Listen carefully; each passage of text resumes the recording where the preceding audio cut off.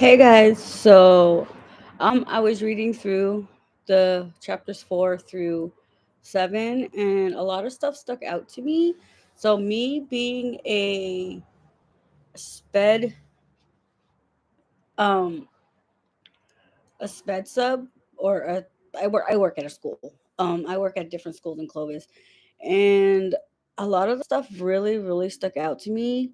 Um, so one thing that I learned about being inclusive is especially with special ed, it's hard because they every child has at the end of the day every child has their learning goal has the same learning goals, but it's also hard because every child learns different.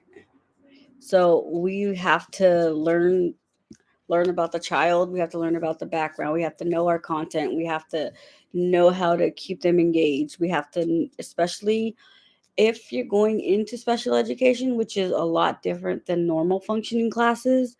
Sometimes it feels like there's not enough hours in the day because we're so busy trying to, get our students to settle down, or one of them may be having a meltdown, or one of them is just not having it. They're regular kids, so they're gonna have their good days and they're gonna have their bad days. Um, but like with special ed, I do know that we do set goals. We do follow the California standards. We try not to make their goals too difficult. We want them to be realistic. Again, because there are students that have learning disabilities. um, some are more delayed than others. So if one of the goals is, to have the student, you know count to 20 by, depending on the age, by the end of the day or by the end of the week, sometimes it happens and sometimes it doesn't. Sometimes it takes a lot more than that. We put a lot of energy into, well, before this I would put a lot of energy into trying to get my students to be like right on target. But what I've come to learn is, again, every child learns different. Their skills are different, their skills are always developing. And then another thing I read was that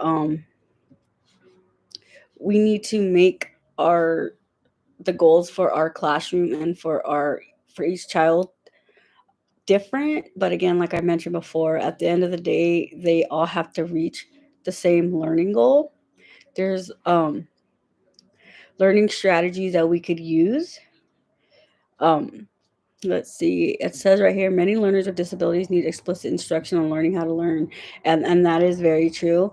You can't just tell them to, you know let's see, for example, some students may not understand that 4 quarters makes a dollar. You physically need to show them, or you need to visually show them. Um, and if that's going to be your goal, then that's great. Um, what we also need to understand or learn is the learning strategy instruction.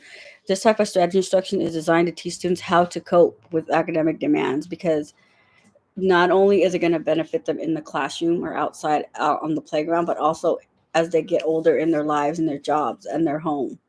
So that's we need to teach them how to respond to critical reading, writing, listening, remembering, and test taking demands. I know this could be a lot. Again, I'm used to dealing with SPED. I haven't been in a normal functioning class in a long time, so I don't know if the curriculum is different or pretty much the same. But know your students, get to know the content or what you want to teach, and just have fun with it. Just and that's gonna put it all together. Oh, see, know yourself, know how much you can handle. Don't try to take on too much. Know your students, know your content. We need to understand the content for our grade levels and our content areas.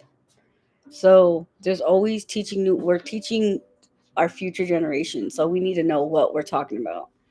So, like, for example, it says if you're a math teacher and it's not enough to know how to apply a particular algorithm, you have to be able to understand your students how it works and explain it in a way that they understand. but it's pretty good. I mean, it's fun. It's just know your students. If you don't if you don't know your students, you cannot effectively teach them. You need to take the time to learn what their skills are, what their weaknesses are, their strengths, so that way you know things can move along in the classroom. And I like these questions. Do I have an in-depth knowledge of my content? Do I know each of my students' strengths, needs, and learning characteristics? Do I know how to assess and use instructional materials that embrace diverse learners? Again, like in special ed, my special ed classroom, we had one student who was always on top of his work. Like he's autistic, but he also was very, very high functioning. Like he would get his work done quick, he would concentrate, and he would be focused. Whereas another student of mine, um, we had to constantly get on him to do work because he would just, want to play with paper and pencils and just sit there and not want to do anything. So these are two different students, but at the end of the day, they have the same learning goal, but they each have their individual goals as well. So I think it's very important to just, be inclusive, get to know your students, learn their learning or teaching strategies, and their willingness to learn. And it's not always going to be easy. Again, we do have to follow the California standards, so that's pretty tough. But I mean, we have to also recognize, is this worth teaching? Are they going to learn something, or is it just, let's just do it and get it out of the way kind of thing? And that's kind of like, figure 4.1, I just came across it.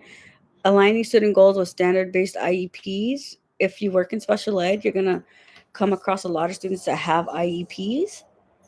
So an IEP is like basically their goals, you know, and it's important to remember these when you're dealing with or not dealing with your when you're teaching your students. But have fun teaching, be inclusive. Don't let it stress you out too bad. Again, I'm in special ed, so the classrooms I have are from moderate to, or sorry, from mild, moderate to completely, you know, disabled. But again, they're learning goals. They're there to learn. They're there to have fun. So learn the teaching strategies, read up on it because stuff is always changing. So thank you.